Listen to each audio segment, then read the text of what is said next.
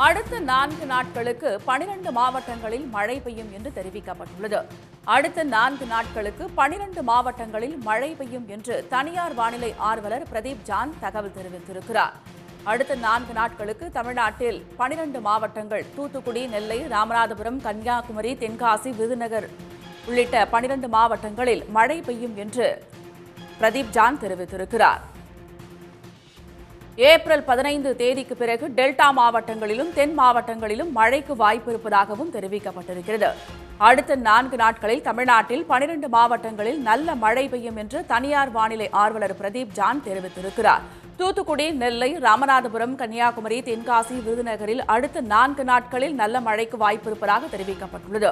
தேனி, கொடைக்கானல், நீலகிரி, மதுரை உள்ளிட்ட இடங்களிலும் நல்ல மழை பெய்யும் என்றும் பிரதீப் ஜான் தெரிவித்துள்ளார். ஏப்ரல் 15 தேதிக்கு பிறகு டெல்டா மாவட்டங்களிலும் தென் மாவட்டங்களிலும் மழைக்கு வாய்ப்பு இருப்பதாக தகவல் தெரிவிக்கப்பட்டுள்ளது. அடுத்த 4 நாட்களுக்கு தமிழ்நாட்டில் 12 மாவட்டங்களில் நல்ல மழை பெய்யும் என்று தெரிவிக்கப்பட்டுள்ளது. கடந்த சில தினங்களாக வெயில் சுட்டெரித்து வரும் நிலையில் தற்போது மழை தொடர்பான அறிவிப்பு வெளியிடப்பட்டிருக்கிறது. அடுத்த 4 நாட்களுக்கு 12 மாவட்டங்களில் மழை பெய்யும் என்று பிரதீப் ஜான் தகவல் தெரிவித்திருக்கிறார்.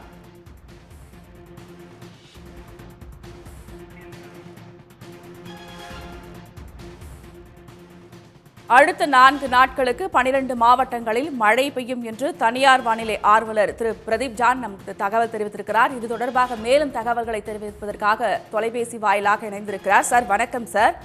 எந்தெந்த மாவட்டங்களில் மழை பெய்யும், எந்த அளவுக்கு மழை பெய்யும், கூடுதல் தகவல் சார்.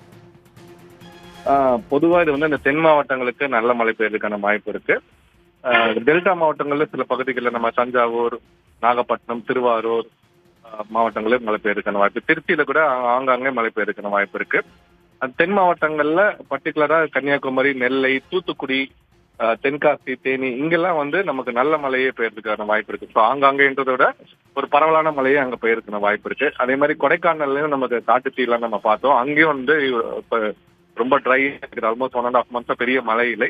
ஸோ கொடைக்கானல்லையும் நமக்கு நல்ல மழை பெய்யறதுக்கான வாய்ப்பு இருக்கிறது.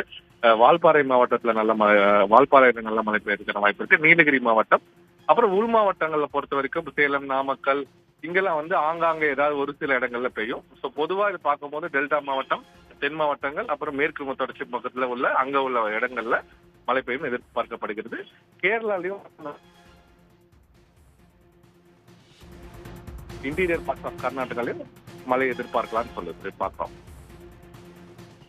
சார், கத்தரி வெயில் தொடங்க இருக்கிறது. இப்ப இந்த மழை காரணமாக வெப்பம் தனிய வாய்ப்பு இருக்கிறதா? சென்னையை பொறுத்தவரை என்ன நிலவரம் சார்?